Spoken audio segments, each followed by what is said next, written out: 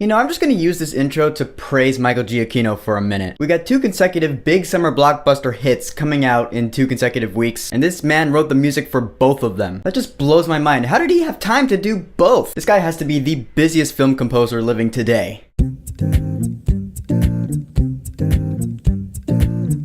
Jurassic World Fallen Kingdom. So Jurassic World Fallen Kingdom is a sequel to 2015's Jurassic World. It's the 5th movie in the overall Jurassic franchise. In this movie, the theme park that was once Jurassic World, it's been abandoned for 3 years, so now all the dinosaurs are just kind of roaming free. And now the volcano on this island, which is Isla Nublar, is suddenly active. It's gonna blow up the whole island and kill all the dinosaurs on it. So Owen Grady and Claire Dearing from the last movie, they have to figure out what to do about this. Should we save the dinosaurs? And if we do save these dinosaurs, what are these corporations gonna do with them now? They might just make a new hybrid. Right off the bat, I will say I know that there will be quite a few people who just straight up won't like this movie. There are a lot of fans of just the first Jurassic Park movie out there that are like, yeah, the franchise just should have ended at the first one. All the other movies after that were just attempts to go bigger and sell and make more money because, ooh, dinosaurs are pretty. I mean, I don't know about you, but I personally really like Jurassic World, the last one. You can watch my review of it to see why. But this movie is a really different kind of Jurassic movie. This one's not about the awe of seeing dinosaurs and, oh, they get out and now we gotta run from them. Oh, it's like, the first time we've seen that. This movie's not like that at all. There are a lot of suspenseful moments. A lot of suspenseful moments. The suspense is really good in this movie. Like a lot of close calls, like a dinosaur's like sneaking around the corner and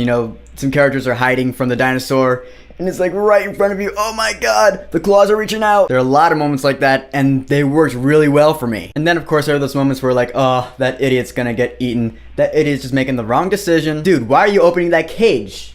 There's a big dinosaur in there who's gonna eat you. What are you doing? Which made for a really good audience experience because we were all just laughing. That new hybrid that we saw in the trailer, the Indoraptor they call it, I thought it was pretty cool. I mean, it is pretty much the same thing as the Indominus Rex from the last movie. Oh, it's a killing machine and it's got heightened intelligence. It's the most dangerous creature that ever lived. I'm like, yeah, I heard this exact same stuff about the Indominus Rex in the last movie. But it is a really scary monster. Like if I were a little kid watching this movie, that thing would probably give me nightmares about that thing sneaking into my bedroom and reaching its claws out towards me while I'm hiding under my covers. I'm just saying. I am such a dino nerd though, honestly. Like, I just love seeing all these dinosaurs on the big screen. I saw this movie with a friend of mine, and every now and then I'd be like, that's a brachiosaur. That's one of my favorites. That's a pachycephalosaurus. Their skulls are like 10 inches thick. And that's kind of why I was looking forward to this movie. I knew the story and the writing, they weren't going to be all that great, and they're not. But who doesn't like seeing dinosaurs on the big screen?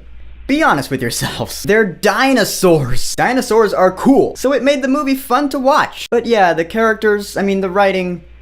Well, okay, here we go. The return of Chris Pratt and Bryce Dallas Howard, I like them I like them as characters. Their romance, not so much. No one cares about their romance. I don't care if they date or not. I like them as characters because I like their banter back and forth. Chris Pratt is really funny, especially in this movie. It's not hard for him. He's Chris freaking Pratt. He has the action comedy vibe down to a science. However, there are some new characters, and Justice Smith annoyed me a lot. He's that paranoid kid who's like, is that the T-Rex? Oh my god, we're gonna die! I just want to be like, dude, shut up and just be quiet, because you're annoying. And there's another little kid in this movie, her character's name is Maisie. They do something with her character, like her story arc is really interesting, but it's one of those things where either you're going to roll with it or you're not. What I mean by that is the plot of this movie took risks kind of like The Last Jedi did. You know how the risk that The Last Jedi took pissed off a lot of Star Wars fans? Like, it changed that story going forward for good. I feel like Fallen Kingdom did the same thing for the Jurassic franchise. Now, I personally thought it was really cool. I was like, wow, the Jurassic franchise is going here?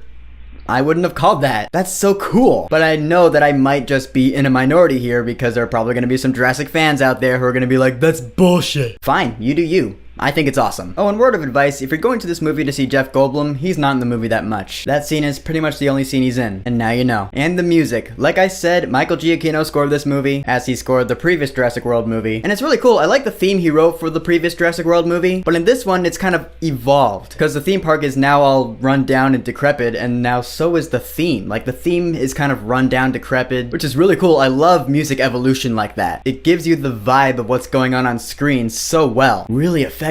I love that. However, he gave the Indoraptor a theme, and I thought it was a bit too much. The big choir's going on. There's a choir, and it's like, oh! I was like, it's a bit too much for one dinosaur that is really dangerous and it's gonna kill people, sure. But maybe you just should have used that theme for the volcano on the island or something. Guys, in the end, I had a really good time with Jurassic World Fallen Kingdom. I liked it about as much as I liked the last movie. There's a lot of suspense, that's the highlight of this movie. The dinos were cool, of course, the characters, you know, the writing. It's not why you watch this movie, but the engrossing of the world of Jurassic World is still there, and it worked just as well on me as it did 3 years ago. For Jurassic World Fallen Kingdom, I will say, go see this movie while it's in theaters. Although I understand that if you really hold the first Jurassic Park movie close to your chest, then you might want to wait until it's at a discount theater. Which again, you do you. But if you're like me and you want to just turn your brain off and watch dinosaurs, I think it's worth seeing on a nice big screen. Oh, and also there is a post-credits scene. It's a pretty short one, but I thought it was cool. So Jurassic World Fallen Kingdom, have you seen it? What did you think about it? Whatever you think, go ahead and leave a comment. And don't forget to subscribe.